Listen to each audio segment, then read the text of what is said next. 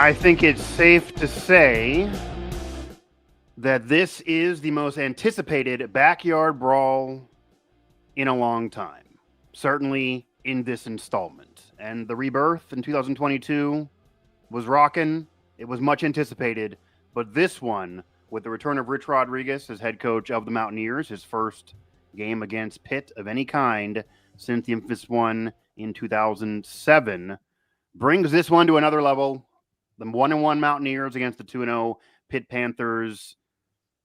It's an evening affair, 3:30 on Saturday in Morgantown. I'm Mike Asti. This is another episode of Mountaineer Report, and this is a Backyard Brawl preview edition, a live preview edition of the show. You can find Mountaineer Report everywhere you get your podcasts and also here on YouTube, and of course, made possible by West Virginia Sports Now. I will now bring on my co-host Luke Blain with me on WVSN, and then also joining us here to talk the other side from our partner site, Pittsburgh Sports Now, Nathan Breisinger. So, guys, I feel like we've been previewing this and people have been talking about this matchup, the last one of this current series installment since Rich Rod got hired. It kind of made it more interesting for both fan bases. That would have been in December. We are now finally here. It's September 11th as we're speaking. It's going to be, ironically enough, you couldn't write this any better, on September 13th. It's finally freaking here. I'm almost tired of talking about this and previewing it, but we're going to do it for this show. But then we're going to put it to bed and actually get the game to be played. Yeah, I think that this game is going to be fantastic. And as you said, Mike, a lot of hype around this one, maybe more so than that 2022 one. Obviously, a lot of juice in Pittsburgh that year, you know, having that return there, biggest sports crowd in Pittsburgh history, 70,000. But this game with Rich Rod back, going back down to Morgantown, where WVU won in 2023, but now you get a chance, and you're coming off this Ohio loss. I mean, and won a decent amount of the recent home games for West Virginia. They've been winning the home games if you go back prior to the rebirth of the series as well. Absolutely. Yeah. And Pitt has to go down there and win. And this is a team on paper that is better than West Virginia. Yeah. West Virginia is coming off that Ohio loss, and there's still a lot of mystique around this Mountaineer team. There's mystique for sure. There's mystique around the program, even though maybe some could argue the luster has been lost the last 6 or 7 years. And maybe Rich Rod is trying to get that mystique back. And of course, Nathan, a victory over Pitt would help get that mystique back despite the Ohio loss. We've seen programs recuperate and even make the playoff when they have a bad out-of-conference loss. It can be done in this era. You lose the brawl in your Rich Rod on September 13th. In addition to the Ohio loss, the fan base may dip out here before conference play even gets started. The pressure is really all on Rich Rod in West Virginia, and as you mentioned, they are undermanned, to say the very, very least. Luke, I want to get you to jump in here, and then we're certainly going to go around the docket here and maybe for some West Virginia fans learn about this Pitt team that I don't think there's an argument on paper. They should win this game. The line has really moved in their favor, and with Jaheim White and Jaden Bray both out, this would definitely be an upset despite West Virginia being at home. And normally when you're talking the brawl, you kind of throw that out the window. Anybody can beat anybody, but this would be a tall task here for this Mountaineer team. But maybe it could happen. Stranger things have happened. We certainly have seen an upset or two in this series. Luke, what did you make of Rich Rod's comments in particular this week, downplaying the significance of the past, trying to make it just about this year's team, trying to win it for this year's team, kind of trying to stay away from those questions, and didn't get any really in any other pregame interview that I've heard him do. So he's managed to get kind of unscathed when you think about it, guys. Like, to go into this, you think he would get more heat. Not having game day may be a good thing in a way. He doesn't get the 3-hour funeral that would have been on that 2007 season. They now just are going to be able to play the game, and he wants to make it about this year, not the past. Yeah, I think it's a good move for him to say that. I think that, as the coach, you'd never want to make it about you. I never, in my personal opinion, I don't think that's a good look. But I think that a lot of the more mature coaches in the nation will focus it more on the team. Now, in his mind, I don't buy it. I don't buy it that internally, I think you have to, there's no way. Like, internally, you have to be thinking he is probably replaying things he missed in that '07 game, just mistakes that were made, things that he wishes he could change. I mean, you saw it whenever he came back for his inaugural press conference he was emotional. This means a lot to him. And I'm not saying it's a bad thing. I think just, realistically, you can't look at this game and the significance. I mean, he has played in this game. He has coached in this game. He knows how much this game means to the state of West Virginia. And I think the word for this week is redemption. You get that chance at redemption for Rich Rod on 9/13, which everybody has hammered that nail on the head enough that I think we can, that dead horse is beyond dead right now. So I think when you add that in, and also you have this team needs to redeem itself from the absolutely poor showing that it put up last week. It was a poor playing performance. It was a poor coaching performance. So there's a lot of pressure. There's even more pressure on this game now after you go out and crap the bed against Ohio. It's just, I think that, but maybe that's where that energy is coming from, where it's, maybe he is thinking redemption, but maybe more so for this year's team because of just the absolutely poor showing that they put out on the field last week in Athens. Yeah, it does add desperation to this year's team because you go 1-2 and out of conference play. The likelihood of running the table in the Big 12 and winning a conference title doesn't seem that high with Jaheim White out. So to make this a respectable year in year one, even though it's year one, this fan base is hungry off of the last 6 years. They're not just going to take a 3-8 year that occurred in 2001. And he told me outside of a bar in Pittsburgh during the West Virginia Caravan that he can't have a 3-8 year. He pretty much has been told that's not going to work this time for his tenure. Yeah. So if that's the case, he's going to start needing to get some wins here pretty soon and to help those vibes improve. And what's also kind of, I don't know, apropos about his return this year, not only is this game on 9/13, but unlike Neil Brown when he lost in 22 in kind of heartbreaking fashion, Nate, he was able to get a receipt the next year. He didn't win the series. He lost 2 and only won 1, but he does have the 1 win. If Rod loses this game, yes, the rivalry comes back in 2029. He's 62 years old. He's already admitted he's not going to coach beyond this contract. Whatever happens in this contract is it. If he continuously loses, even if there are injuries, he could get fired. I don't think Ren Baker is just tied to him for 5 years, even if they're not winning. Separate from that, Narduzzi's been at Pitt forever. There's no guarantee Narduzzi's going to be around in 2029. Pitt has a new athletic director. If they would lose this game and their year goes off the rails, maybe they make a change. And if they don't this year, it's hard to believe 4 more years he's still going to be there. Ren Baker, Green, ADs don't usually stay at a school for a decade, no matter how good or bad it is. So it's hard to believe that that's going to be a revenge. It might be a whole different cast of characters when this series gets rebooted. So this is really it. If he would have came back last year and they would have fired Brown last year and hired Rich Rod last year and you lose because of injuries, you can at least redeem yourself the next year. There's none of that for Rich Rod. What I do want to ask you, Nate, I don't know if you found this interesting, kind of on the same vein here as we're initially talking about the past, but we're going to get into this year's team and this year's game for sure here. Mountaineer Report, Nathan Breisinger of Pittsburgh Sports Now, joining Luke Blain and I here on Mountaineer Report here via West Virginia Sports Now, is that it also appeared Narduzzi kind of tried to downplay the past a little bit. He didn't throw a jab of 13-9. The social media account, I'm sure, is going to, but in past years, he would throw a little jab even at Neil Brown. Didn't see that. I know him and Rich Rod are friends personally. I don't know if that's part of this at all, that maybe he likes him, but didn't really get a jab. I saw even one comment of a transcript I saw that he even said, something about, back when that game was played, I don't want to talk about the past. I think it was 2007. I'm sure he knows the year, but he kind of tried to play coy there. He didn't throw any type of, we're going to try to win this game, maybe 13-9 or some type of random comment like that maybe people were expecting out of him. Were you surprised at all by that tactic from him, or is this typical Narduzzi for you?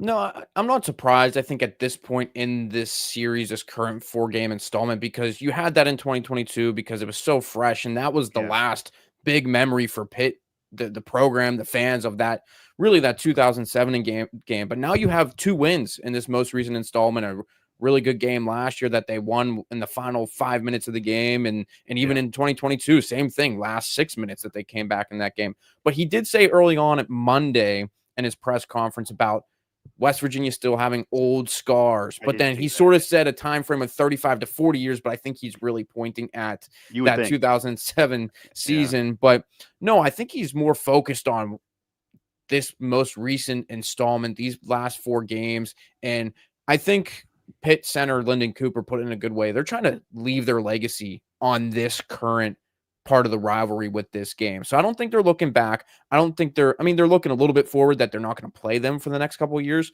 But this one is a big deal, as you said, Mike, to start things off. That there's a lot more importance, I think, around this game maybe than any of the other 3 they've played the last 3 years.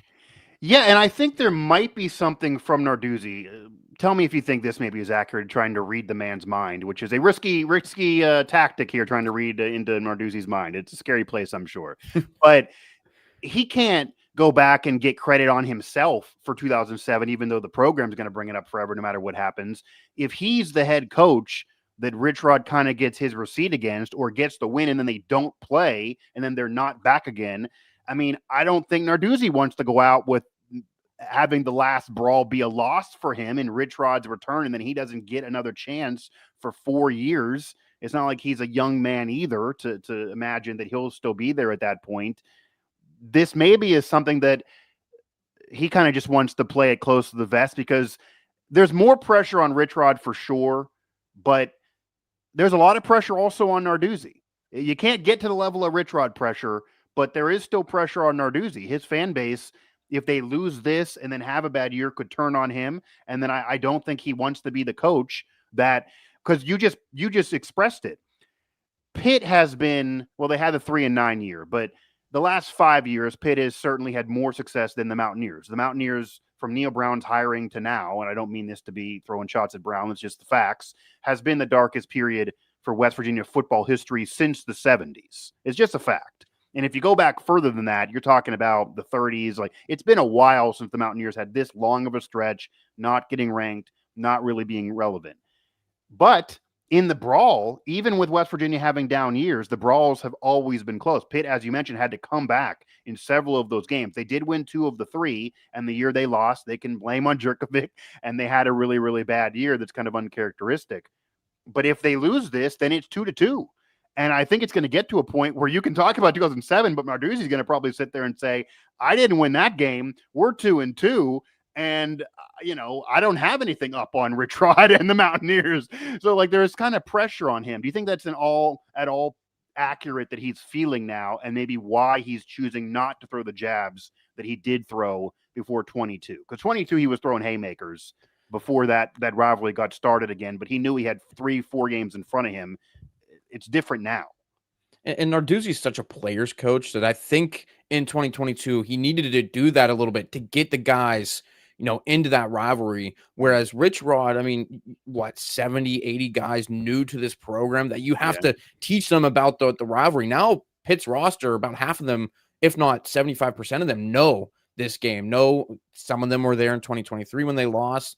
A lot of them were there in 2024. Right. But I think, there is a lot more weight on his shoulders with this game, just because there is a 4-year period where you don't play, and you want to come out ahead in this rivalry, and you want to have the last laugh for a couple years, because, the one thing that, as you're talking there, that makes me think about is Pitt does not get a chance to play Penn State.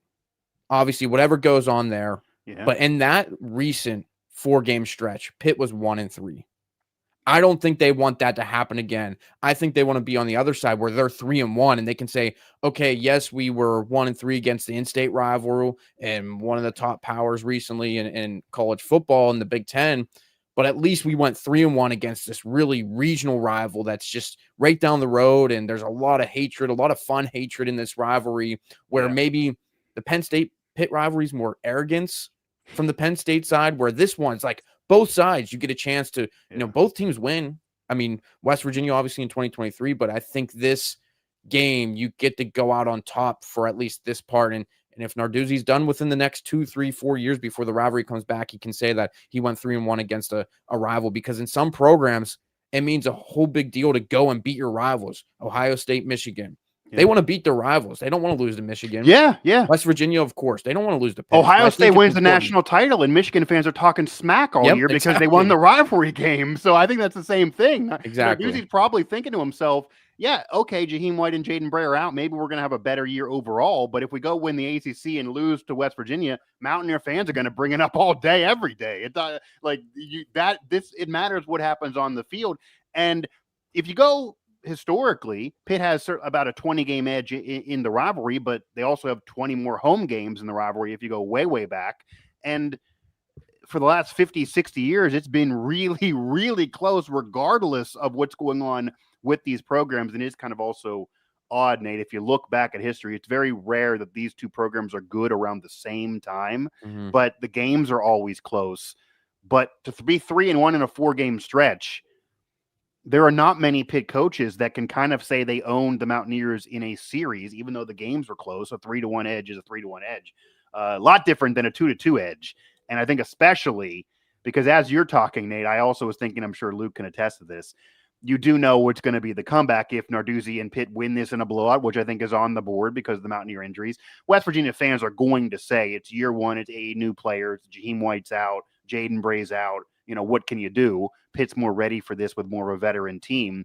But as much as that is the case, he still wants to win. And if you lose to West Virginia in that scenario, and then you're 2-2, that really turns up the noise, and the vibes around Pitt might be exactly what the vibes are currently around West Virginia. This all might flip around. I mean, it really, that's kind of the situation these days.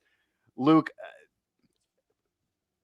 the interesting thing about this game to me is there are a lot of Mountaineer fans that seemingly believe West Virginia has a shot in this when, despite the injuries and the way the season has unfolded so far, conventional wisdom doesn't really say that. The odds makers don't say that.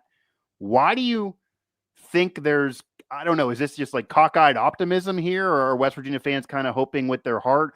Why do you think they think this can be a victory for the Mountaineers, and then Rich Rod can kind of muster this up somehow? Yeah, there are certain games where I feel like no matter what the two teams look like, no matter what their records are, you come in there and it's a rock fight. And the Brawl is absolutely one of those games. I think that's been the tale as long as the game's been played. Now, I think that's why WVU fans get that optimism. I think WVU fans really like being the underdog. I think WVU as a program kind of thrives whenever they're the underdog. But in this case, man, it's hard. I think the fans actually do make up part of the advantage for this game. Pitt hasn't played a road game yet. I think that is a potential this advantage. Being in Morgantown is a big deal. Yeah, if this was in Pitt after having 13-9, this is a little easier to deal with, I think, for Rich Rod too. And then you have like the fan atmosphere. I think will be more like crazier than anything else we see the rest of the year. Just because of this game. And, no matter, even if WVU goes undefeated in Big 12 play and it comes down to the last game to get into the Big 12 tournament, like, I think like this game is so vastly important to Mountaineer fans. Now, I think I've said this before, but if you put this game in one of those bubble practice facilities that they use whenever it rains, I'm taking Pitt just about every time. But the atmosphere, I'm not sure this Pitt team's ready for it. I mean, like Nate pointed out, that you have some players who were there 2 years ago, but now Eli Holstein wasn't there 2 years ago. I don't know if he's played an environment like he's going to see on Saturday. There's a lot of factors from that standpoint that make me think that WVU could really pull off the upset here if things fall their right way. Of course, they can't give up 40 minutes of time of possession like they did against Ohio. They can't do that at all. And there are things that just have to go right. They can't be shooting themselves in the foot in this game because Pitt will take advantage of that. They did 2 years ago, last year, whenever WV fans know what happened last year. And it's just like, there are a lot of things that need to go right. This team has to drastically improve from last week. And they just have to go out there and play better than they did at Ohio. And, I don't think the fan perspective has been knocked at all. I think that this will be a classic Backyard Brawl fan show out from WVU in Morgantown. And I know because, well, if you drive around Frat Row or anywhere in Morgantown, you can see some painted bed sheets that have some messages that should Yeah. not be repeated on a live stream. So I'll just leave it at that. I think the hatred is very much still there for WVU fans, Yeah. and I think that it will make a difference. And I've said that from the beginning.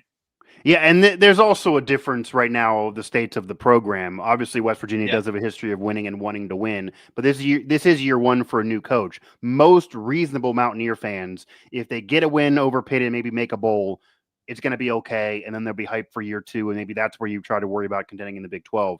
Whereas conversely, Narduzzi, again, he's been there forever. You do have the ACC crown, but now getting in this new format, you have a 3-9 year that wasn't supposed to be that. Last year, you get ranked, you're 7-0, and then you lose all those games in a row, even with some injuries. You don't even win the bowl game. I mean, it's despite the conference title, it's been a long time since Pitt even won a major bowl game, whereas West Virginia's won a lot this century and even prior in these last 40, 50 years. So there's reason for Mountaineer fans to just invest it all into this game. They win this game, maybe they'll forgive Ohio, and then it's almost like the rest is gravy. Whereas maybe this goes to some hidden, underrated pressure on Narduzzi that, he needs to win this game. I think Pitt fans will take just any kind of win because it's the Brawl, but they need to win this game. And then if you lose it, that's really where I guarantee you Pitt loses this game with West Virginia so undermanned. Someone out there is writing some article that Narduzzi needs to go. That's probably going to be the response in some column somewhere. Luke, do you have anything for Nate? Yeah, I really am curious. Looking at this team, looking at Pitt from last year, I know Desmond Reed made some big plays in that game last year. Eli Holstein, obviously, I think is a name that's going to be etched into WVU fans' brains for a long, long time, unless they can figure it out on Saturday and manage to get this win. I guess, in what ways is this Pitt team the same, and what ways are they different from last year? I think a lot of the playmakers are back, as you said. Holstein, Desmond Reed, Kenny Johnson in the receiving game, Poppy Williams receiving wise, Jake Overman tight end wise, and half of the offensive line. So a lot of the playmakers that West Virginia, or some of the guys who are still there that they may have faced last year, are still there. And the play style of Holstein is pretty much the same. He dealt with an offseason injury where it required surgery from an ankle injury he had late last season, but he's the same Holstein. He's going to climb the pocket, make throws, on the run. He did so against Central Michigan. He did so last year against West Virginia. You recall the long 2nd and 30 touchdown to Dejon Reynolds climbing the pocket, and then also, fighting through a potential face mask to get off a big run before that final touchdown. That's what West Virginia should expect. And I think the thing for Holstein in this game is he's probably going to use his legs a little bit more. He has a lot of options to throw the ball around, and Pitt, they're going to be looking to pass probably more than they want to run, but I think he's going to need to get out and scramble more. But what's different about this team is there's, I think, more options in the receiver room. With what they brought in this Kateris Hicks from Louisville. He's been really good through the first 2 games. Has a lot of speed. So if Holstein can give him the ball, he's a type of guy that can make a difference. And take off and pick up big gains. And that's what Pitt wants to do. They want to be explosive. They want to be yards after the catch, and that's just the type of spread offense they run. Now, the thing that concerns me a little bit about Pitt offensively is the run game really hasn't been established too much besides maybe 1, 2, 3 big runs from Desmond Reed. They really have not been able to pound the rock like they have in the past under Frank Signetti or teams of the past. Like when Pitt was down there 2 years ago, that first drive, every single play was a run with Rodney Hammond and Sibo Flemister, and then they couldn't score at the end. But this team hasn't done that yet under Cade Bell. And I think they're going to have to rely on that a little bit in this game because obviously that crowd's going to play a huge factor. And if that offense gets a little out of sync, I think there could be some troubles. And as you said, I don't know, Mike or Luke, whoever said it there about Holstein playing in an environment like this. I think it was you, Luke. Me and Mike were texting about, the only game really that Narduzzi compared it to is Cincinnati. And even that's not even that. Yeah, I kind of laughed, and it's 20,000 less people. It's not the same atmosphere at all. It's not a college town. I'm not trying to throw shade at Cincinnati, but that's not the same. If that's the closest he has, it's going to be different then. It was a good crowd, but no, it's going to be a whole lot different. And the ACC teams they played on the road last year did not have any sort of real atmosphere. I mean, they played SMU, they played Louisville, and those were okay environments. But yeah, this is going to be a really tough test, I think, offensively. They're going to be using silent counts, of course, with the type of noise they're going to face. And the offensive line brought in 2 transfers on the left side. Can they stay together? Now, I didn't look in specifically, but last time they down in Morgantown, they took 9 penalties. I don't know where that fell, how many offensively, how many defensively. Didn't look too specifically into that, but that's going to be key for Pitt. And there's still some chemistry to be built on the offensive line. It hasn't been great. It's been maybe above average at best through the first 2 games against inferior opponents. So the offense, they can be good. They can be explosive, but I think just being consistent will be huge. And I don't know if they're really ready for that just yet. Yeah, and as Luke knows, especially with Jaheim White out, especially with Rich Rod returning, especially with this being a little different vibe now on this year's game in comparison to the last 3 years, this Mountaineer crowd is going to try to win this game on themselves if they can. They're going to try to help out. This might be the most, this is hard to say, but this might be the most energy that you're going to get from a West Virginia crowd that you've had in a while. Even the game a couple years ago, that was a crowd that brought a lot of energy into that game. But going into the game, as you guys know, a lot of fans were still kind of unhappy with the direction of the program. They wanted Brown fired. They weren't really thrilled. They weren't going to all the games. They brought it for that game. This crowd is maybe going to bring the energy they could bring all season here. I think most Mountaineer fans feel like this is probably not a Big 12 title year with all the injuries, but if they can win this game, they'll take it. Like this kind of would be their championship game. And that might be the energy that is there. And it's also a double-edged sword, Nate. And I'm sure Narduzzi kind of thinks this maybe is a blessing in disguise going into ACC play, even though you don't want to lose a game. If he can get his offense to click enough, doesn't have to put 40 points on the board, but click enough in that environment that I'm describing on the road.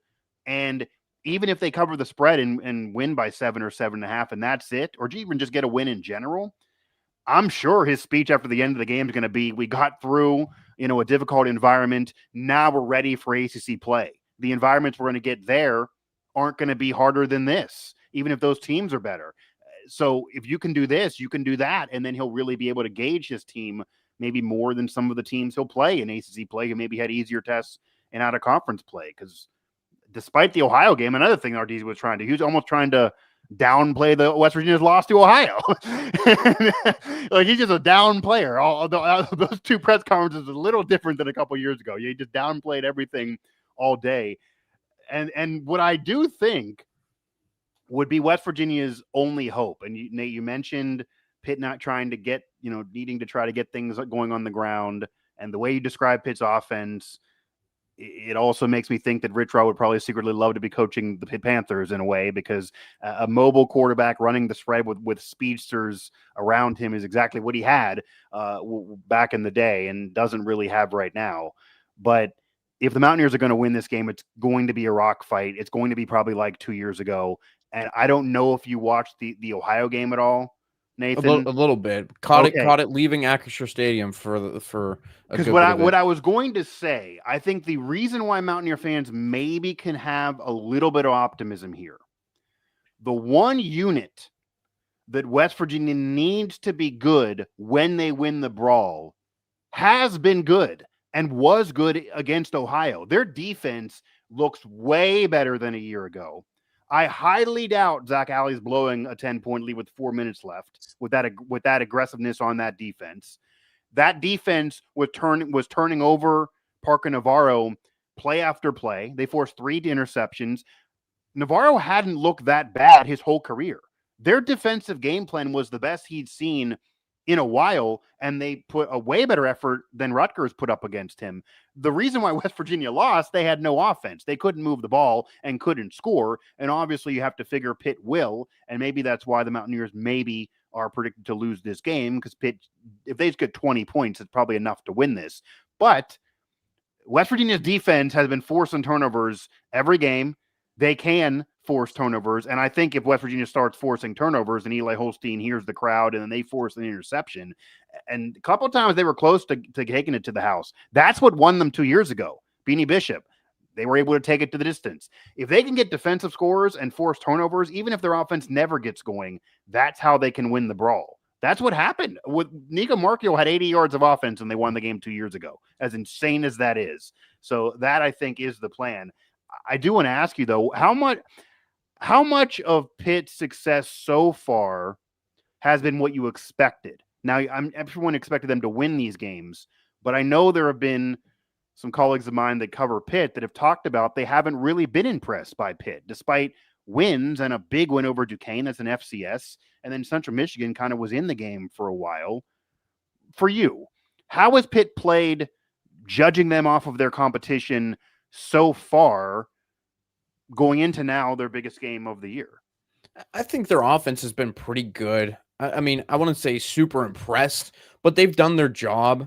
There's been some rough patches early in the Duquesne game. I mean, there was just some rush to be shaken off. And again, going back to that Holstein injury, he didn't play super well in the spring. And then finally, Narduzzi and K-Bell talked about the final 2 weeks of camp. He really, took it up a notch. And so it took him a little bit in game action to get going against Duquesne. And then they scored the first drive against Central Michigan. So the offense has been pretty good, but Holstein has made 2 bad mistakes, throwing 2 interceptions. And that'll be, I think, critical and pivotal key to Pitt and Morgantown is you can't turn the ball over, because the big difference, though, between these 2 teams is that 2023 team and this 2025 offense, completely different. Yeah, like that's true. So they're going to be able to move the ball and at least score some points.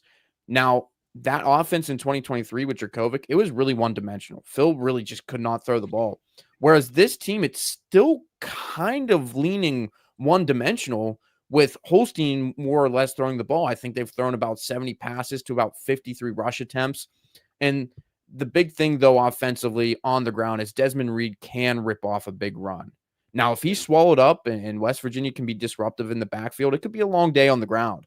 And then they're going to really have to force, force the ball through the air. And when Holstein does that, sometimes it's when he makes mistakes. So the offense, I mean, it's been good, but it could be better. Now, defensively, the front 7 has been as expected. Their linebackers are athletic. The only issue there is they don't have the depth that they wanted. They have a couple season-ending injuries there.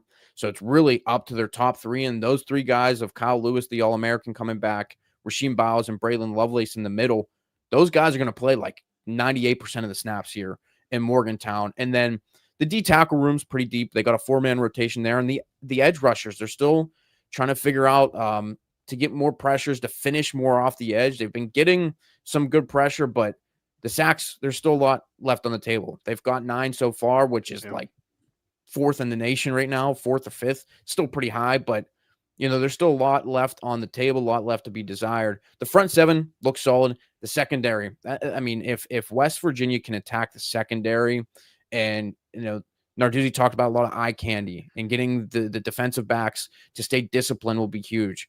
West Virginia could take some shots at this Pitt defense. So the front 7 defensively, the passing game on the offense, been pretty solid at this point in the season, but they could be much better. Yeah, Nathan Breisinger of Pittsburgh Sports Now, Luke Blain, Mike Asti here, West Virginia Sports Now's Mountaineer Report, as we are previewing the 108th, so a lot of games, 108th Backyard Brawl here, 2025, the return of Rich Rod. And again, you couldn't write this any better. The return of Rich Rod is the end of this current installment. It's several years before they play again. It is in Morgantown, and it is on September 13th. Now, speaking of edge rushers, I didn't see this in any of the transcripts that anyone sent me, and I did consider going down there to talk to Narduzzi, but I didn't make it down. Jamori Robinson is that elephant in the room. He now appears to be eligible, and I will say he's been practicing with West Virginia this past week. Now, there's some mixed messages on whether or not he's going to play in the brawl. Rich Rod is the one who actually kind of calmed that down. We were all saying it looked like he was going to play, and then Rich Rod, I don't know if he intentionally did that to try to throw Pitt off, or what? Because after he said he may not play, then Zach Alley got up there and said, well, I just met him for the first time an hour ago and he's practicing. So he's out there practicing, and it is a position that you could throw him in, even though I know we always hear complex and multiple. Narduzzi even used Zach Alley. That was funny to me. He used the same term to describe Zach Alley's defense as what Zach Alley uses and what Rich Rod uses. It almost leads me to believe that Narduzzi has either heard them say it or it's just completely a coach terminology that his defense is multiple. But was there anything mentioned at all of the possibility of Jamori Robinson? Because from what you're describing, that could be a very underrated game changer here. He is the edge rusher that could get in Eli Holstein's kitchen and make that a long day. And if he's not out there, then West Virginia is going to have to rely more on the next end of the defense, more on their linebackers, and more on causing turnovers. But that's the pass rusher that team was going to rely on this year. They have not yet been able to get on the field, but now that's certainly a possibility, if nothing else, even though it's not been officially confirmed. Yeah, Narduzzi hasn't really talked much about him. He really hasn't pointed out any singular guy defensively, but I mean, if there's a guy or two for West Virginia that can be disruptive, I think it can make it a long day and make it a little hectic for Pitt, on top of everything with the crowd and all of that. Yeah, and he would be jumping up from UTSA. Maybe it's an unknown that he'd have a rough first game. You don't know, but there were some national people thought he could be a dark horse, a Big 12 newcomer of the year, or if West Virginia was good, he could, lead the conference in sacks. I don't know if I thought all that was going to happen, but that was the hype around him, and they've yet to see him on the field. It maybe could happen here in the Backyard Brawl. I also will imagine, and Narduzzi loves to do this. He's done this every year because even Brown would not announce the QB, and then he always throws in, and Nico Markill's the one. Let's not call a charade. I'd imagine Nico Markill does start this game, but I also imagine that you're going to see multiple quarterbacks in this game, and you're going to see Jalen Henderson in this game a little bit more. I did see Narduzzi talked about that despite him being 0 for 2, 0 for 4, that, you can't read into that. He could throw the ball. I haven't seen that yet, but we will see what maybe he can do. Guys, what I do want to go to a little bit now before maybe we go a little bit back into the game and then give our projections and predictions of what's going to happen is this is the annoying part of it for me. I'm kind of sick of talking about this, but we have to because the fans keep talking about it. Both coaches brought up a little bit about wanting to play the rivalry. Nate, you mentioned at the top of this show that it's a little different than Penn State because they lost that recent series. They may never play them again. It's probably unlikely. Penn State doesn't want to do it. No matter what they say, they don't want to do it. Look at their out-of-conference schedule. And with their peers scheduling 0 Power Fours, they're not motivated to play a rivalry game when Indiana's playing nobody. They're not going to do it. So that's probably put to bed. But both Pitt and West Virginia coaches, administration, no matter who's there, different coach at West Virginia, different AD now at Pitt, they want to play this, and they both have said that. But Narduzzi did throw a jab or two at West Virginia that I do think kind of was unfounded, but that's just what he does. What do you want to see happen with this rivalry, and what do you think maybe is going to happen? It's not going to be played here until 2029, but Narduzzi did talk about, he'd be okay with playing at the end of the year. He doesn't care when it's played. He wants to go back to Thanksgiving. Rich Rod didn't really go into any of that. I highly doubt that occurs. Knowing Ren Baker, if he's still the AD, I think it'll still be a week 3 situation in out-of-conference play. I don't think he'll dip into end of the year Thanksgiving when no one else in the Big 12 is doing that. But just from what you're hearing around the Pitt program, why do you think we didn't see the Backyard Brawl from your vantage point? Because I've given my opinion on it multiple times. I don't think it fit in the schedule. But why do you think we didn't see the Backyard Brawl get fit into 26, 27, or 28?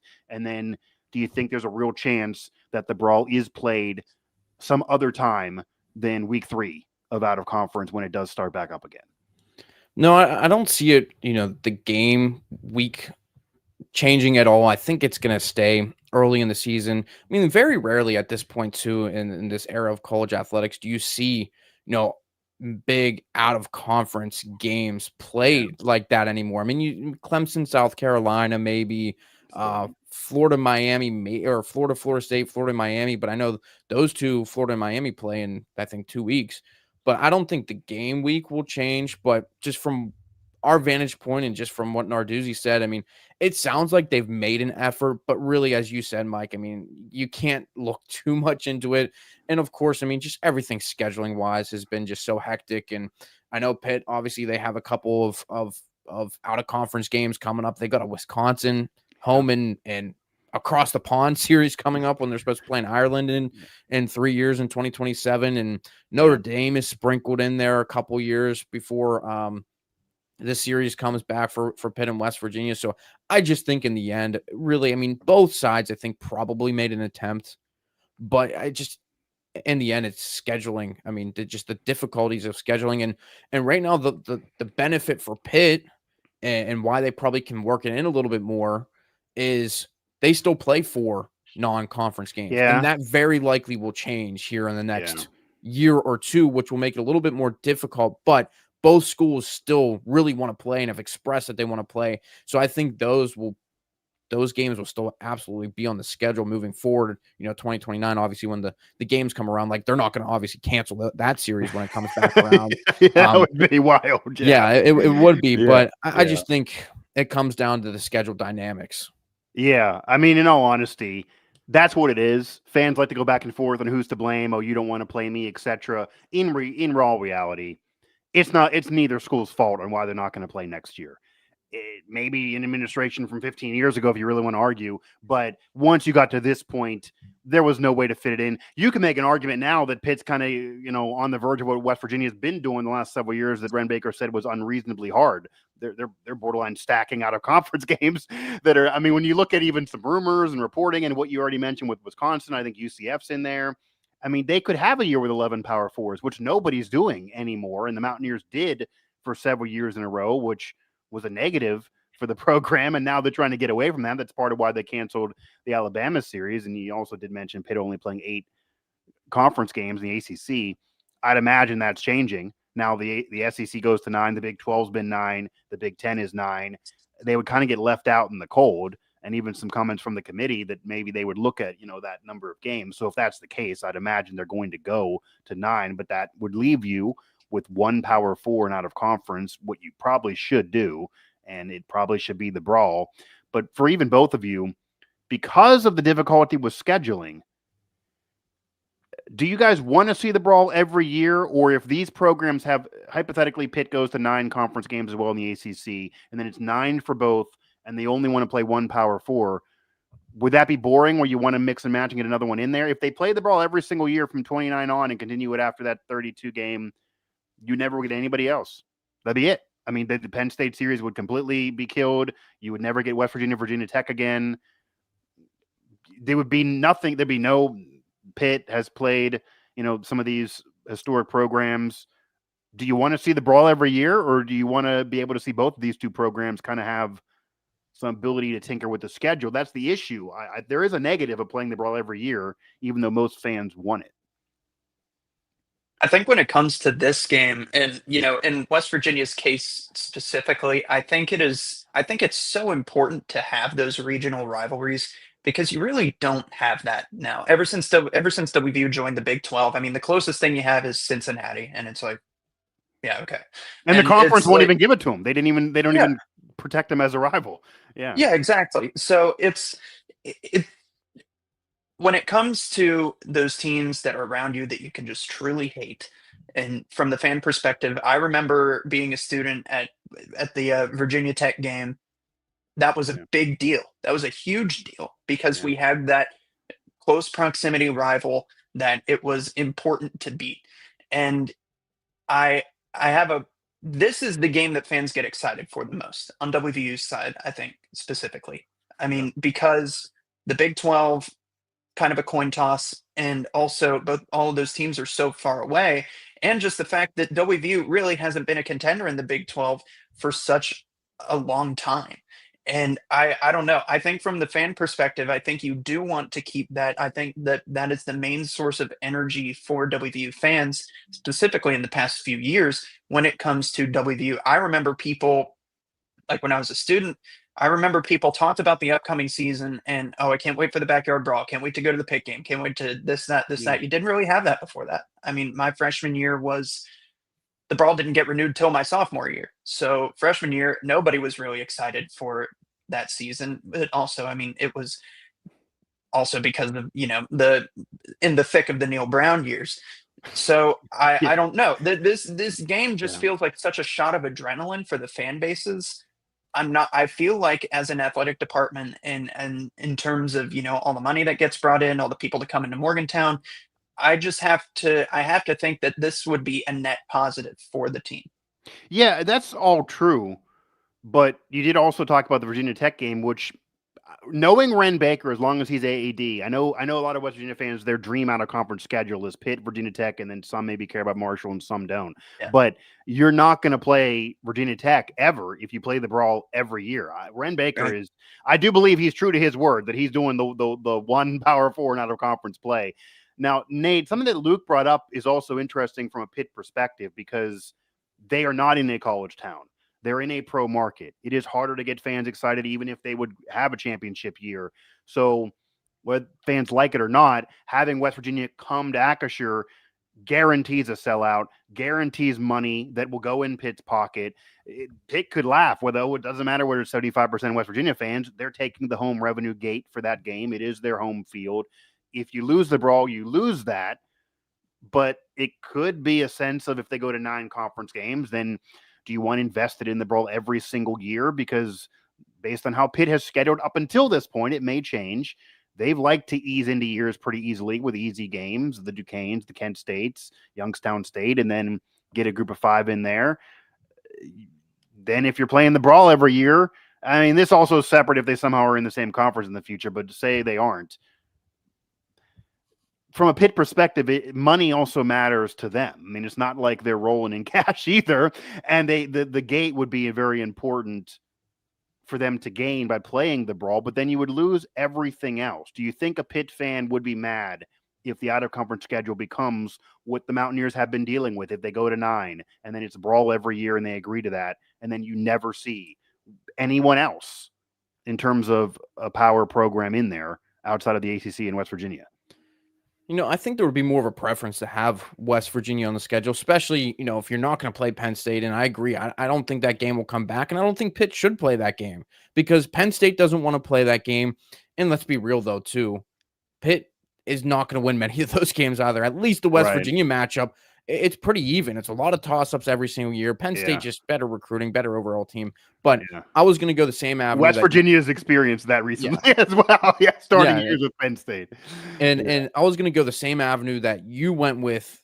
This game sells at the stadium. I mean, they're not going to I don't think they should get rid of that or want to get rid of that because every time West Virginia comes to town, they know they can fill that stadium rather than Cincinnati or UCF or even these talks of Ole Miss potentially playing Ole Miss over the next 5 years. But this game will bring 65 to 70,000 people into the stands. And I think people want that type of real rivalry because just as you mentioned, Luke, in the Big 12 with West Virginia not really having a true rival, neither does Pitt in the ACC. They have Syracuse that they try to force.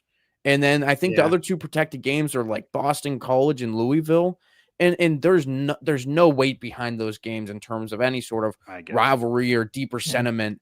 I mean, Syracuse maybe, but that's more of a basketball. I was going to say the basketball rivalries, So I think you want to have a game where you really can go and look into, and then it's even it's pretty much even every single year. That it can be a toss up, no matter how good a program is or not. That's just how this rivalry is. Anybody can win any given year, and I think and credit to Pitt and Mike, you said about playing some of the inferior teams to start the conference, but to start the non-conference play. But Pitt has actually, I felt, brought in some good out-of-conference teams over the years and have stacked 3 Power 4 or maybe, a group of 5 when UCF was still group of 5. But, 2 years ago in 2023, they had Cincinnati, they had West Virginia and Notre Dame. So they've done that now. Notre Dame, who knows? There's obviously all sorts of math equations that have to go on for the ACC to go to 9 conference games, but they were talking about maybe Notre Dame plays 5 or 6 conference games, and that's technically your 9th conference game for a bunch of ACC teams. But I think it just in the end, this Pitt West Virginia rivalry, people got the taste of it now, and I don't think a lot of people want it to go away. And I think it's a game that should be continued. Yeah. And when you also think about it from the Notre Dame perspective, not only do they just not want to be in a conference, and if they can make money on their own TV deal, and they clearly can get in the playoff and go to the national championship game without being in a conference, there's not really motivation for them as long as the rules allow them to get in without having to go through a conference. But you also may see Notre Dame start easing up their own schedule. They got in the playoff despite losing a group of 5 game. I wouldn't be shocked, and I've even heard this nationally, I wouldn't be shocked if they stop caring about playing USC and some of these other traditional rivals they have. They got to have some Power Fours on the schedule, but if they're going to play 6 ACC games or however many it'll be, maybe a couple more are sprinkled in, but I don't think there's a motivation for them to stack their schedule with 5 or 6 ranked teams a year and all of these unnecessary games either. They're going to probably try to play the 10 Power Fours in total like everybody else is doing and not try to go beyond that. So that also could be in Notre Dame's mind that, as you know, Nathan, Notre Dame's mind, and they're kind of always working different than what the ACC is trying to do. So they may be saying, well, that doesn't really benefit us because we're not really in your conference in football. And it does throw a monkey wrench in. But I have even heard Narduzzi, I believe he even spoke on that he imagines they're going to go to 9. So he's even speaking on that publicly now. So I'd imagine that is going to happen. Mountaineer Report here, available everywhere you get your podcasts, YouTube, and throughout the West Virginia Sports Now network. Nathan Breisinger of Pittsburgh Sports Now, Luke Blain, Mike Asti here as we are previewing the Backyard Brawl. And they're going to at least play in 2029. We know that. They're not going to play before that. And they're going to play on Saturday. And whoever wins this game is really going to have bragging rights. 2-2. West Virginia fans can kind of chalk it up to the Neil Brown era, or 3-1. And then it doesn't matter. Pitt's going to be able to take the bragging rights for those next several years. What are some keys to this game, guys? We talked a lot about it already here at the top of the show, but kind of how you think this maybe is going to play out, or 2 different scenarios that this game could play out. What are some keys for you guys? Luke, why don't you go ahead first? Yeah, either one. Yeah. All right. I think for WVU, I think the important part is controlling the tempo. I brought up earlier that they lost the time of possession battle. OU had 40 minutes last week. You're not going to win a football game that way.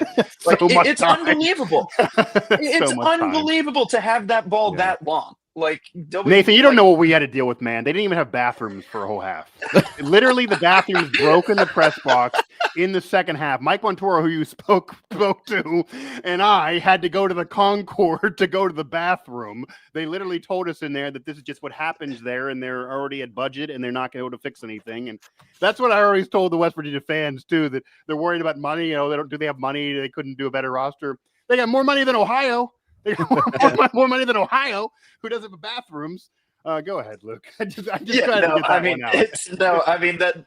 is totally fair. You and I were both there together. I think it's fair that you're able to let that out. But I think going into this matchup, I think, looking back, WVU has to find some sort of chemistry on offense, and it just wasn't there the whole day. You have the real struggle, the challenges of Jaheim White and James Bray both being out for the season. You got to find something new now. And maybe Rich Rod was right. And maybe he just completely dropped the ball on preparing this team last week. Maybe with the right preparation and the right amount of practice and the right scheming, maybe WVU comes out and looks like a totally different team. I don't know. I can't say I buy that. But I think WVU definitely, the defense, they're going to have to lean on the defense, because that's the problem with the system that WVU runs on offense. It's very quick tempo. There's a lot of moving parts, a lot of passing. If there's incompletions, the clock stops, and that just gives Pitt more time. I wouldn't be surprised if WVU as a whole loses, as a net on the season, is losing the time of possession battle for the whole year once you add it all up and it's all said and done.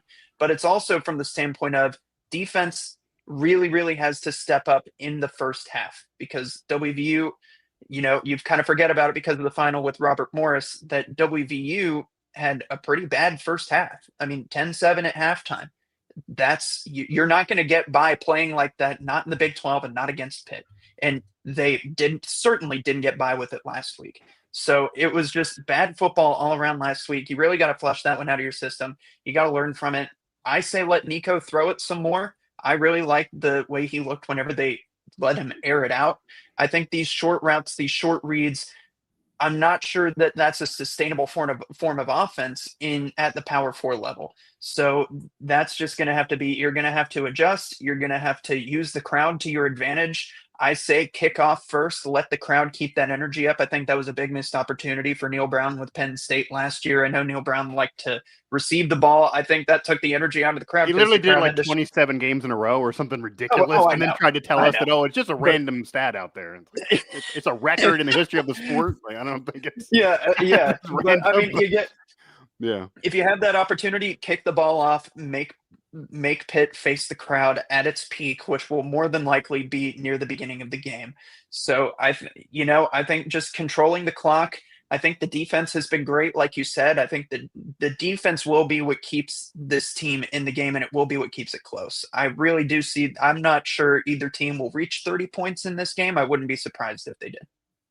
Look, it's funny, that the big point there is about time of possession, and to West Virginia's benefit, they're probably going to be gift wrapped the time of possession, because the way Pitt plays offensively, they're not really controlling the ball a whole lot. You look at the numbers against Central Michigan. Central Michigan held the ball for 36 minutes in that game to 23 minutes for Pitt. I mean, there's a huge disparity over the first two games in terms of time possession, and Pitt obviously has blown out those opponents, but like that's where agreed that could be huge if West Virginia really can control things. But I think for Pitt, the big keys are you have to start fast. You have to be able to get points early to take the crowd out of it. And that's like any type of game like this. When you go into a hostile environment, you got to take the crowd out of it. And then, Holstein getting the ball to his playmakers going to be pivotal. I mean, he's got to have good protection up front and be able to do so. And that's just what's been successful so far this year and over the last year as well in K-Bell's offense. But defensively, they have to force some turnovers. They have only one forced turnover on the year. It's a fumble. They haven't had any interceptions. Their DBs really haven't been in position to make those type of plays. Either, they've not been in position, or the opposing offenses have just either run or just not thrown and given them an opportunity to do so. And that's obviously what's won some of these games in this rivalry. Yeah, go to last year. Yeah. You talk last year, late game interception, you talk the block punt. I mean, just turnovers and takeaways are going to be critical. You look back, obviously, in 2022, that game was won on a pick six. 2023, Jerkovic throws 2 picks. Pitt has to find a way to force a couple turnovers defensively. And their front seven can make it difficult for the quarterback, so there's going to be pressure. Now, Pitt has to capitalize on that. So getting the offense going early and then forcing turnovers defensively, I think, will be key for Pitt.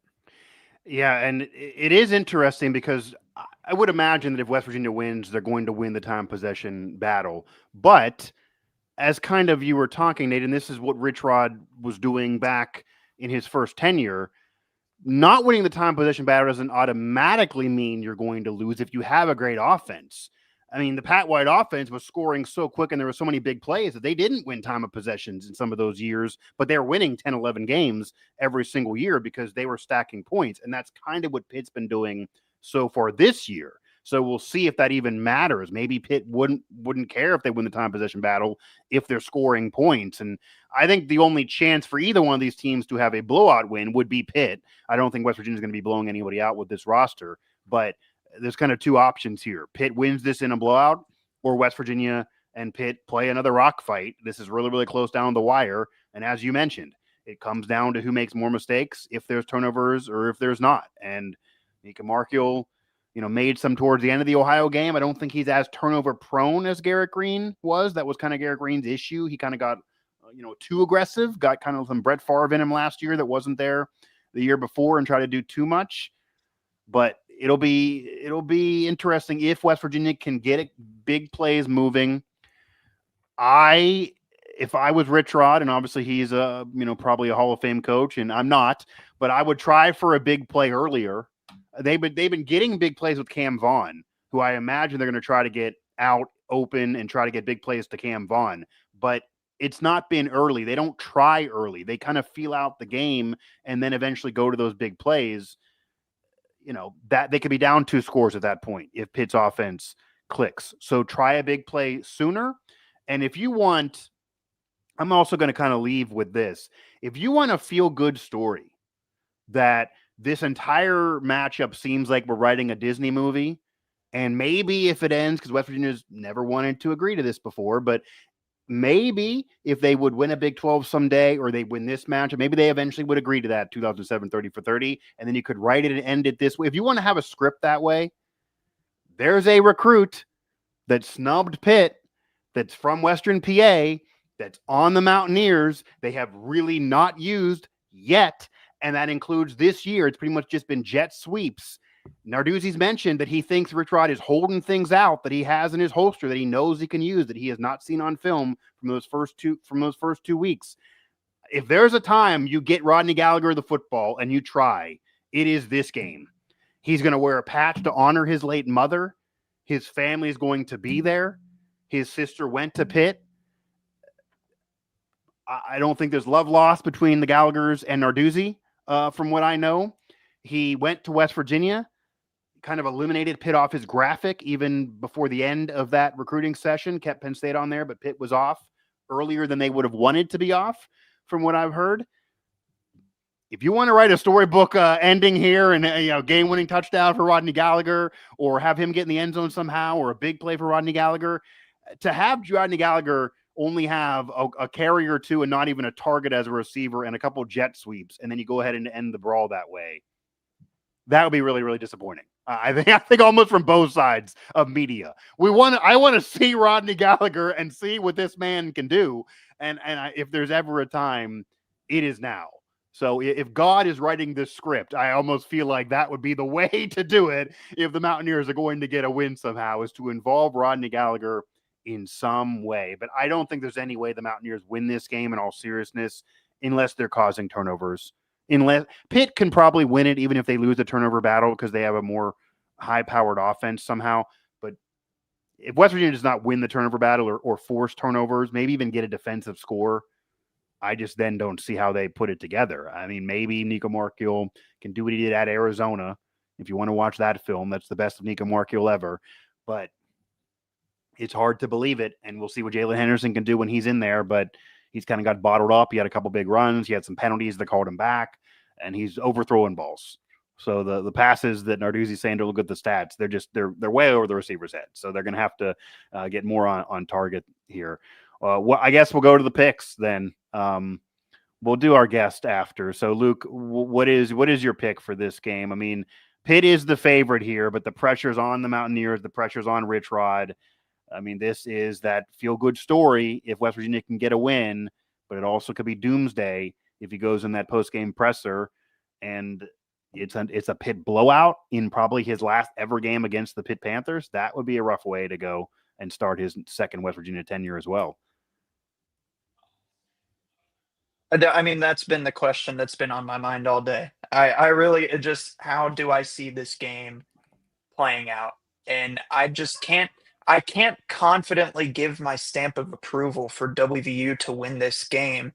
Yeah. After watching what we did last week. That's just it just Okay. I really can't wrap my head around it. I think the fans are going to be big time. I think the defense is going to have to play an even bigger role than it did last week. Yeah. But assuming that we just kind of go out there and see the same old, I can't see it. And I have to take Pitt. I'll give it a final score of 24-21. We'll go there, but still close then. Okay. I can give them a close game. I don't think this game ends in a blowout. I will say that. I do not believe that either team runs away with this one. I just think Pitt has the firepower. I think Pitt has a more cohesive roster with a returning head coach and a lot of returning players. Yeah. And I brought that point up last week before Ohio, and Ohio ended up winning because I think of that. You have players who are used to a certain system and who are used to a certain style of play, and it worked in Ohio's favor that day. Even though they had a really bad second half offensively, they were able to out-scheme WVU for the most part for the whole day.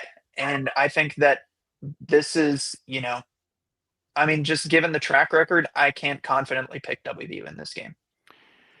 Yeah, Nate.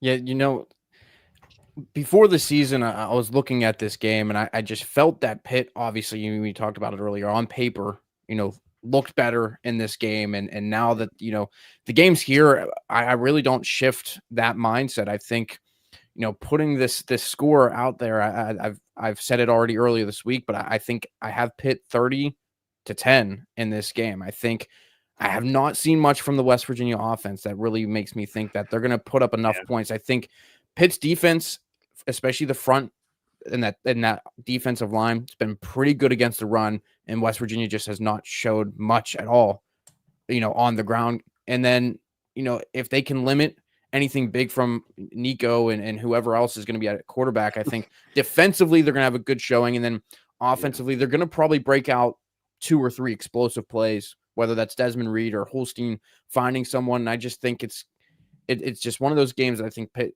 is favored pretty decently in this game, and I think it's a game they should, everything aside with the crowd and everything like that, Pitt just has the better team going into Morgantown. I mean, of the 3 previous matchups in this 4-game installment, you can never say that. You thought, even with the way things were going for West Virginia, you really never felt truly comfortable about Pitt in any of those games. But I think there's some comfortability here. But as we talked about the pressure with Narduzzi, this is, the biggest line it's been in this rivalry.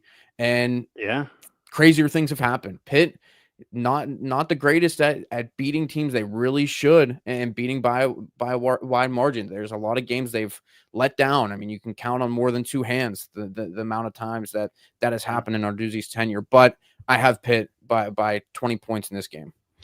Yeah, this does feel different than the other 3 of this current installment, because even though I'm sure you've heard this too, West Virginia fans just the entire tenure were unhappy. It is the darkest tenure in a half century. That's just the case. They weren't ranked that whole time, and Pitt, of course, had won the ACC in the middle of that and was ranked frequently, even including last year.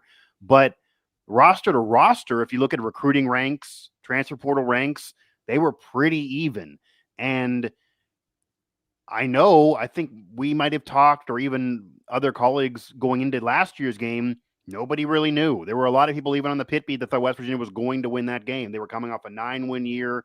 They were taking care of the football when they won in 2023, and then last year they stopped taking care of the football and they had a worse year. But going into the year, that really wasn't the thought process. And they had an explosive offense. They didn't have a defense, but they had an offense that could score. And they really, if in all reality, they should have won that game. They should have held that lead. If their secondary was anything, at all to be proud of, instead of being one of the worst in the whole country, then they probably would have held that lead. This group's defense, I think, would have held that lead if they're in that scenario. Unfortunately, this year's defense doesn't have an offense that can score 30 points. You almost got to feel bad for this year's group. Conventional wisdom to me says that Pitt should win this game and Pitt should mop the floor with the Mountaineers, especially with Jaheim White not there and Jaden Bray not there. And Jaden Bray was going to be heavily involved in this offense too. The Rodney Gallagher story is probably not going to happen. He's not going to utilize him like I would want.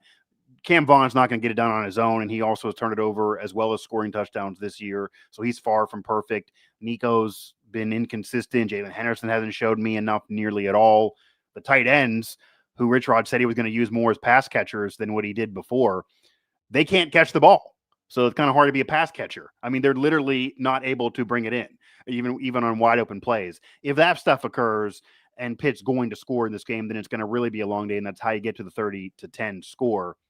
However, maybe for the purpose of the fun of this show, maybe for the fun of my coverage going in, I don't know. I wouldn't be surprised at all if Pitt wins this by 20-plus points and you get the 30-10. Would not be shocked at all. I don't think West Virginia can do that if that's the scenario. But I am going to go out on this limb here, and I am going to predict that West Virginia and Rich Rod get this win. And I will add the caveat, they're going to have less wins at the end of the year and have a worse year probably, and I don't think they're contending in the Big 12. They may even lose to some teams that they should beat going into those games. Wouldn't even be shocked if they lose to Colorado. But something in me feels like they're going to get this. I don't know why. Conventional wisdom in the analysis of this hour doesn't say they should, but I am going to predict the Mountaineers to win this game 23-20. that neighborhood. It's definitely going to be a close game. Maybe it would have to be a game-winning field goal. Maybe going to come down to a field goal somewhere in there. I'm going to give the defense credit to force turnovers, to get one of them be a defensive score, and then the offense somehow do enough. But in those 20-plus points, you're going to see a defensive touchdown. You're going to have to. I think offensively, they're probably going to score maybe 14 or so points. But defensively, they're going to have to pick it up and score some points on their own with a defensive score, maybe set up the offense in short field to maybe then kick a field goal or be set up elsewhere. I'm going to, pick West Virginia to win this game, but if Pitt would win this in a blowout, I would not be shocked at all, based on what we've seen, and certainly with Jaheim White out. So, guys, that'll do it, I guess. We previewed the death of the 108th Backyard Brawl. I think we previewed as much as we possibly could. We're going to see each other on Saturday. They're going to kick it off, and then they're going to take a break in this rivalry, regardless of what happens to Rich Rod and Narduzzi. Nathan, since you are the guest here on the show, any comments, any final words, anything you want to say about this rivalry, about what these coaches have said, about the current, the past, Rich Rod, the fun of this, anything at all? No, I just think, there's a ton of excitement around, and even from the Pitt perspective, I know you guys have talked a lot about the West Virginia fans. I mean, they love this game. It means everything to them, and it means a lot. It's really picked up steam, I think, in the Pitt fan base. And of course, there's just a lot of fun hatred that goes around, and Narduzzi knows it. Eli Holstein knows it. I mean, you heard probably some of his comments that he said about the batteries and the beer thrown that may or may not happen, or whatever is going to happen. Kids flipping off people, but that happens at any stadium. So, but it's just going to be an electric atmosphere. I'm looking forward to it. I've never been to a game down there. Wasn't there in 2023. So, as a media personality, I'm just looking forward to feeling maybe the stadium shake. What a first game for you. What a first game. The most anticipated game in a decade probably down there. I know it'll be fantastic. And I think the one other wrinkle I'll add, Mike, to your prediction about coming down to a field goal and looking at the flip end of things, Pitt has a freshman kicker. So that might play into a little bit. I have him accounting for 3 field goals in my prediction. So if it comes down to a field goal for Pitt, I mean, think about it. That's a freshman kicker going into a tough environment. Maybe they miss a kick or two. I mean, it could very well be that if Pitt loses this game, it doesn't mean they're. I wouldn't be shocked if West Virginia wins this game. They win time of possession, and even maybe Pitt wins total yards. Maybe Pitt wins total yards, but they get down there close. West Virginia, as Luke knows, and this, I think, I heard Narduzzi bring this up one of the days too, and this is another chance the Mountaineers have. Not only is their defense better than last year, their red zone defense is really good. They bring an energy to that red zone that's, I don't know why it's not there any other time in the game, but it is really there in the red zone. Maybe there's a drive where they turn it up, the fans are there, they stop them in a red zone situation. Narduzzi's in a 4th and 2, he chooses to kick a field goal. Maybe he'd probably go for it then, but who knows? Maybe he kicks a field goal because they're in a tough environment, and maybe you get a miss. I mean, that's a short kick, but maybe something gets in your mental that could be. And if you have that scenario, momentum would then go out of control. And then that's where, as long as West Virginia can do enough, maybe that could be the opportunity. But boy, this is one hell of a first game for you to be down there. I don't know if any other game you ever will be down there will ever top it. But I do think that obviously there's always been a hatred from the West Virginia perspective, even before 2007. There always was, because of close proximity, and just they're 2 historic programs that have been around a long time, and there's just always been a hatred. It never felt like the Pitt fan hated as much, but that certainly has come back, it feels like now. And maybe it's because, as you talked about earlier, maybe Pitt fans have sat down with themselves and said, well, Penn State doesn't want to be a rival, so if they don't want to be a rival, we can't make them one. We can't make them play.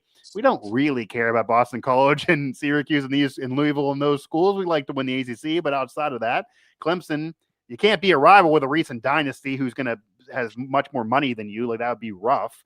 So it's an equal program right near us. We recruit with them. They're not in our conference, but they're not in the Big Ten of the SEC. They're dealing with the same crap of us in a second-tier conference. They recruit with each other. And Nathan, as you know too, much to Pat Narduzzi's chagrin, because it almost feels like he didn't understand the market before he became the head coach of Pitt. A lot of West Virginia fans in the city of Pittsburgh. You're dealing with seeing West Virginia hats while you're walking around, maybe not on campus at Pitt, but around the city, around the outskirts, certainly in the suburban areas. I mean, I live in a suburb of Pittsburgh, and I got a West Virginia flag over here, a Pitt flag over here in my neighborhood. I mean, that's the case. Everybody in West Virginia is either a Mountaineer fan or maybe a small percentage Marshall. There's no one who's a Pitt fan. There are West Virginia fans in Pittsburgh, and I know RGZ doesn't like that, but that adds an extra dimension. It almost feels like there's an animosity because of that. I feel like that's part of Narduzzi's annoyance that even exists. So that adds to this as well. I'm sure he would love to shut up the fans, get the win, end the rivalry in his favor, and maybe him and Rich Rod are friends, but I think he would still like to beat his friend because you know how it is also. If you're great friends with somebody and you're not really rivals, beating them can also be just as sweet in a way. So maybe that's what Narduzzi's thinking. That'll do it here for this preview edition of Mountaineer Report. You can find this show everywhere you get your podcasts, of course, on YouTube. You can find Nathan's coverage at Pittsburgh Sports Now. And they're going to have a lot of it, I'm sure, with the Backyard Brawl and then the rest of their season, if you care. And, of course, ours at West Virginia Sports Now. So for Nathan Breisinger, Luke Blain, I am Mike Asti, and let's brawl. I guess that's how I'll end it.